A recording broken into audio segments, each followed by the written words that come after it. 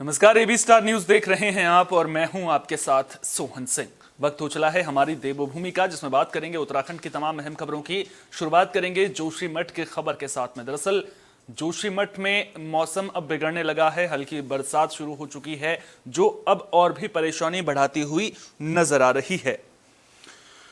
तो जोशीमठ में बुलडोजर खड़े हैं, लोग आशियाना ढहाए जाने से पहले सरकार से मुआवजे की मांग कर रहे हैं। सरकार की ओर से जोशीमठ को बचाने के लिए जद्दोजहद भी लगातार जारी है। इस बीच मुख्यमंत्री पुष्कर सिंह धामी ने कहा है कि जोशीमठ को बचाने और लोगों को जानमाल की सुरक्षा को लेकर के सरकार तमाम कोशिशें कर रही है। लोगों की जानमाल की सुरक्षा सरकार की पहली जिम्मेदारी है।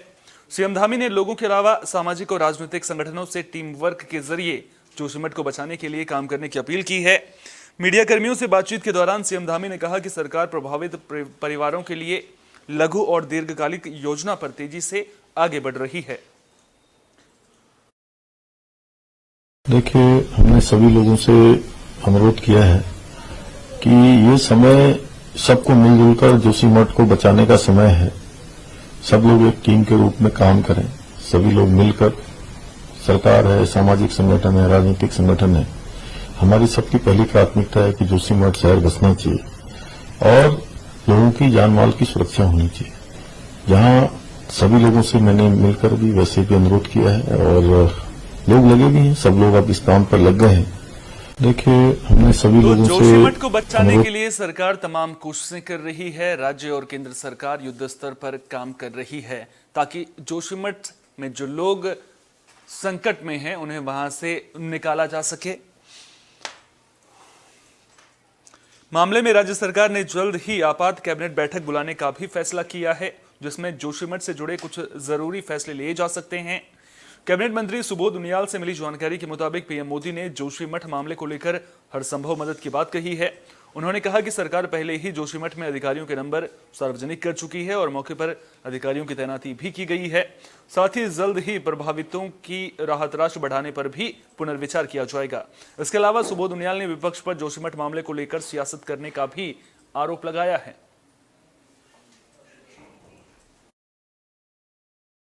राशि के बढ़ाने की जहाँ तक बात है, सरकार ने निर्णय लिया है कि हम शीघ्र एक इमरजेंसी बैठक कैबिनेट की बुला रहे हैं, जिसमें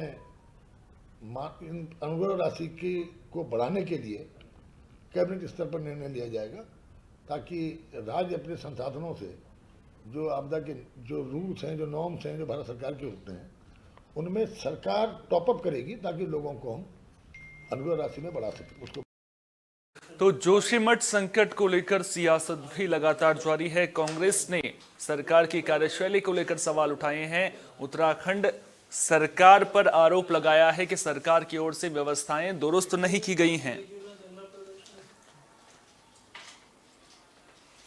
दरअसल दरारों के बाद कई परिवारों को शेल्टर होम में रखा गया है। उत्तराखंड कांग्रेस की प्रवक्ता गरिमा दसोनी का कहना है कि सरकार ने कुछ लोगों को शिफ्ट जरूर किया है, लेकिन उनके खाने पीने से लेकर तमाम सुविधाओं की अनदेखी की जा रही है।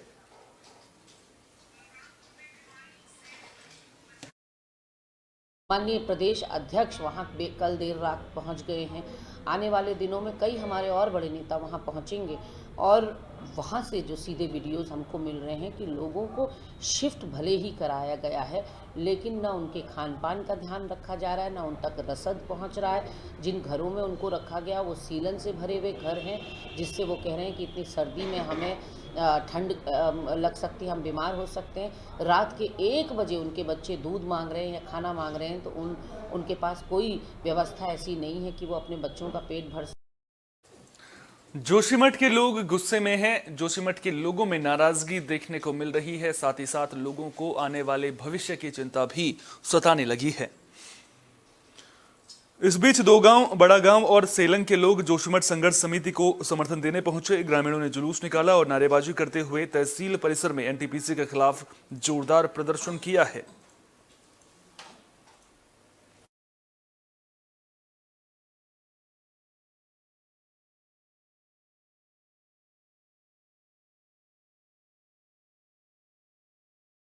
अब बात हल्द्वानी में रेलवे की जमीन पर अतिक्रमण मामले की भी कर लेते हैं। मामले को लेकर सियासत भी तेज होती हुई नजर आ रही है। कांग्रेस पार्टी ने सरकार की कार्यशैली को लेकर सवाल खड़े किए हैं। कांग्रेस प्रदेश अध्यक्ष करण माहरा ने कहा है कि सुप्रीम कोर्ट ने लोगों को बड़ी राहत दी है, लोगों के पास बहुत सारे सबूत हैं। करण माहरा ने राज्य सरकार पर हाईकोर्ट में जनता का पक्ष सही ढंग से न रखने का भी आरोप लगाया है।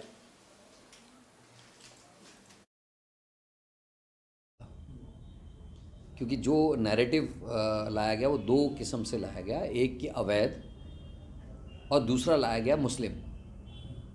मैं इन दोनों चीज़ के विरोध में बात कर रहा हूँ। 1940 के पट्टे हैं वहाँ लोगों के पास, जिसका संज्ञान नहीं लिया गया। नगर पालिकाओं को टैक्स दे रहे हैं वहाँ के लोग, जिसका संज्ञान नहीं लिया गया। 1100 के आसपास मुकदमे निचली अदालतों में चल रहे हैं, जिसमें अपीलें चल रही हैं 1100 के आसपास।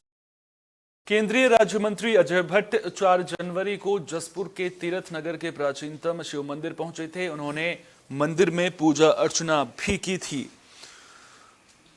अब अजय भट्ट ने संस्कृति विभाग को चिट्ठी लिखी है। चिट्ठी के जरिए मंदिर को पुरातत्व विभाग के अंतर्गत लाकर इसके सौंदर्यीकरण और जीर्णोद्धार की मांग की है। बता दें कि इस मंदिर की स्थापना मेस्टन ने साल 1914 में की थी। बता दें कि यहां हर साल मेले का आयोजन किया जाता है, जिसमें बड़ी संख्या में श्रद्धालु पहुंचते हैं। वहाँ जो भोजपुर डाम के अंतर्गत तीर्थ नगर मंदिर, शिव मंदिर, बहुत ही पुराना मंदिर है ये, और वहाँ पर जो आकृतियाँ हैं वो सदियों पुरानी है। तो हमने मांग की थी, पहले भी मांग की थी माननीय सांसद महोदय से, वो हमारे पर्यटन मंत्री भी हैं केंद्रीय, कि आप इसका जीर्णोद्धार के लिए कुछ प्रयास करिए। तो उन्होंने कहा है कि इसका पुरातत्व सर्वे मैं कराता हूँ, और उन्होंने लेटर भी लिखा है संबंधित अधिकारियों को। वहाँ जो भोजपुर डाम के उत्तरकाशी में अंतर्गत 80 गंगा घाट के ग्रामीणों का धरना प्रदर्शन 3 दिन के बाद खत्म हो गया है। खराब सड़क से नाराज लोग प्रदर्शन कर रहे थे। दरअसल 2012-13 की आपदा के बाद से अभी तक 80 गंगा घाटी की सड़क को सही नहीं किया जा रहा है। ठेकेदार सड़क को तब सही करते थे जब इलाके में कोई बड़ा नेता या फिर अधिकारी आते थे, जिससे लोगों में नाराजगी देखने को मिल रही थी। गंगोरी संगम चट्टी गजोली मोटरमार्ग के सुधारीकरण की मांग को लेकर ग्रामीण धरने पर बैठे भी थे, जिसे अधिकारियों के आश्वासन के बाद अब खत्म कर दिया गया है।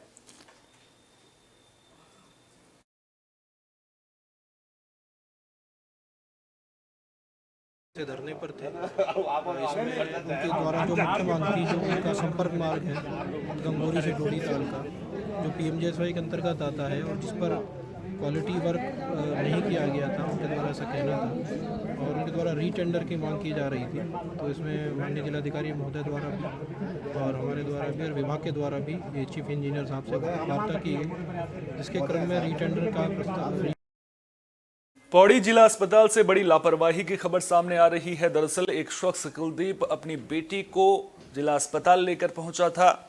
इस दौरान अल्ट्रासाउंड करने के बाद डॉक्टर्स ने बताया कि बेटी की पित्त की थैली में 9.3 mm की पथरी हो गई है। कुलदीप ने बेटी को श्रीनगर CHC में दिखाया तो पता चला कि बेटी को सिर्फ बुखार है और पथरी जैसी कोई बात नहीं है। अल्ट्रासाउंड रिपोर्ट भी नॉर्मल आई। 3 दिन बाद लड़की का बुखार भी उतर गया और बच्ची ठीक भी हो गई। अब कुलदीप ने मामले की शिकायत CMO और कोतवाली थाने में करने की बात कही है।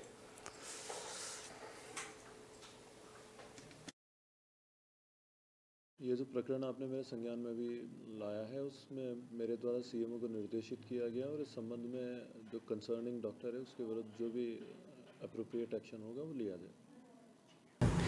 देखिए, बिल्कुल सही बात है कि डॉक्टर धन सिंह रावत जो स्वास्थ्य मंत्री हैं वो लगातार इन PPP मोड में संचालित हो रहे अस्पतालों का निरीक्षण कर रहे हैं और निरीक्षण के दौरान इनकी जो व्यवस्थाएं उन्हें चाक चौबंद बता रहे हैं। लेकिन एक तरफ आप देख रहे हैं कि किस तरह की अव्यवस्थाएं इस जिला अस्पताल में फैली हुई हैं, चाहे वो पाबों में बात करे जाए, चाहे जहाँ भी ये PPP मोड में संचालित हो रहे हैं वहाँ इसी तरह की व्यवस्थाएँ हैं, जिसका खामियाजा हम जैसे लोगों को भुगतना पड़ रहा है। इस संबंध में आप लोगों के माध्यम से मुझे जानकारी मिली है। मैं यहाँ था नहीं, मैं देहरादून था और परसों में लौटा हूँ। कल कार्यक्रम में था, आज ये दूसरा कार्यक्रम है। तो आपके माध्यम से जो मुझे जानकारी मिल रही है, निश्चित रूप से मैं CMS से बात करता हूँ कि ऐसी गलतियाँ नहीं होनी चाहिए। मेजर गलतियाँ ये, और इस तरह की गलतियाँ होंगी तो निश्चित रूप से इनको जो है इस हॉस्पिटल से मतलब काम नहीं मिलना चाहिए। कार्रवाई होनी चाहिए डॉक्टर, कार्रवाई होनी चाहिए। क्यों कि तो जान माल का खतरा है। के दौरान जो भी हुआ 3 दिन के बाद श्रीनगर मेडिकल कॉलेज में अल्ट्रासाउंड रिपोर्ट में कोई भी पथरी नहीं देखा। तो एक दो कारण इसमें हम बताना चाह रहे हैं। कभी कभी क्या होता है, गाल ब्लैडर के अंदर स्लज बोलते हैं उसको हम मेडिकल टर्म्स में। स्लज जब बनते हैं ये दिखते सेम टू सेम एक पथरी जैसे हैं। जब कुछ दिन के बाद राज्य आंदोलनकारियों के एक प्रतिनिधिमंडल ने मुख्यमंत्री पुष्कर सिंह धामी से मुलाकात की है। राज्य निर्माण आंदोलन में शामिल लोगों को चिन्हित कर पहचान पत्र देने की मांग की गई है। बता दें कि प्रतिनिधिमंडल चिन्हित अग्रणी राज्य आंदोलनकारी राजेंद्र शाह की अगुवाई में सीएम धामी से मुलाकात करने पहुंचा था। पहचान पत्र न मिलने से राज्य आंदोलनकारियों में नाराजगी देखने को मिल रही थी। सीएम धामी ने अधिकारियों से बात करने के बाद समस्या के जल्द समाधान का आश्वासन दिया है। प्रमुख राज्य उत्तराखंड आंदोलनकारियों का एक दिल्ली मंडल आज माननीय मुख्यमंत्री जी से 1 बजे उनके सचिवालय कक्ष में मिला, जिसमें देव सिंह रावत जी हमारे जो प्रमुख आंदोलनकारी रहे हैं, हमारे अनिल पंत जी जो प्रमुख आंदोलनकारी रहे हैं, हमारे रविंद्र चौहान जी जो प्रमुख आंदोलनकारी रहे हैं, हमारे मनमोहन शाह जी जो प्रमुख आंदोलनकारी रहे और सूरवीर नेगी जो हमारे साथ आंदोलन में प्रमुख रूप से रहे हैं। तमाम लोगों ने आज माननीय मुख्यमंत्री जी से बातचीत करने के बाद उनसे ये कहा कि कुछ लोग को स्वरोजगार के प्रति जागरूक करने के लिए सरकार की ओर से तमाम कोशिशें की जा रही हैं ताकि युवा जागरूक होने के बाद रोजगार के अवसर पैदा कर सकें और लोगों को भी रोजगार मिल सके। इसी कड़ी में नरेंद्रनगर कॉलेज में वाणिज्य प्रबंधन विभाग ने 2 दिवसीय स्टार्टअप बूट कैंप का आयोजन किया, जिसके जरिए युवाओं को रोजगार के लिए अपने पैरों पर खड़े होने और दूसरों के लिए रोजगार के अवसर पैदा करने को लेकर जागरूक किया गया।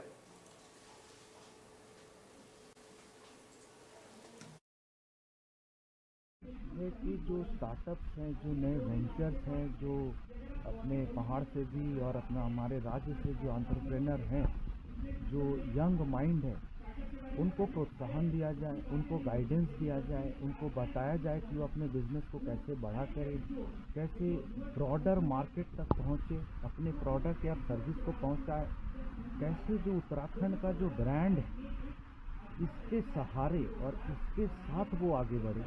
जो इस क्षेत्र के युवा हैं जो यहाँ उपस्थित हैं उनको बताएंगे कि आप एक स्टार्टअप को कैसे शुरू करें।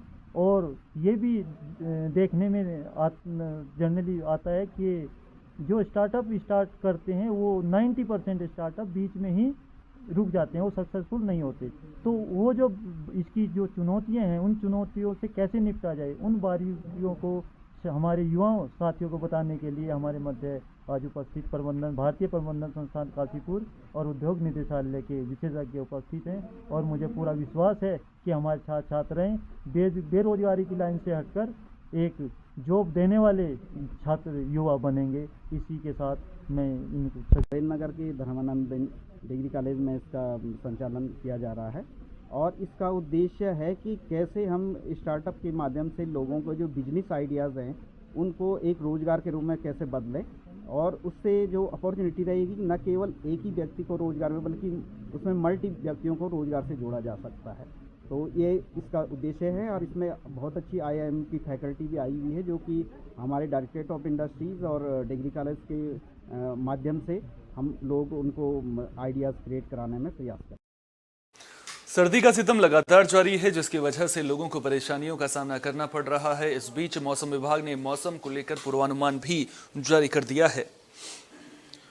मौसम विभाग की माने तो 12 जनवरी को पहाड़ों पर बारिश और बर्फबारी की संभावना जताई गई है। पहाड़ी इलाकों में ये संभावना जताई गई है। मौसम विभाग के निदेशक विक्रम सिंह ने कहा कि पश्चिमी विक्षोभ सक्रिय होने के कारण 12 तारीख को उत्तरकाशी, चमोली और पिथौरागढ़ के ऊंचाई वाले इलाकों में मध्यम बारिश हो सकती है।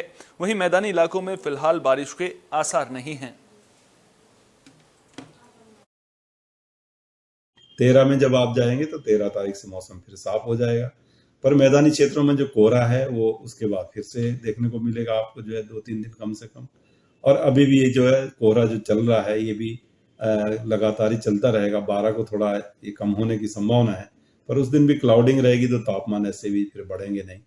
तो कहीं ना कहीं मैदानी क्षेत्र जो हमारे उधम सिंह नगर और हरिद्वार की बात करें तो वहाँ तो जो तापमान की दिक्कतें वो बनी रहेंगी दिन में खासकर जो है, और बारिश की संभावना भी उनमें कमी है इस दौरान।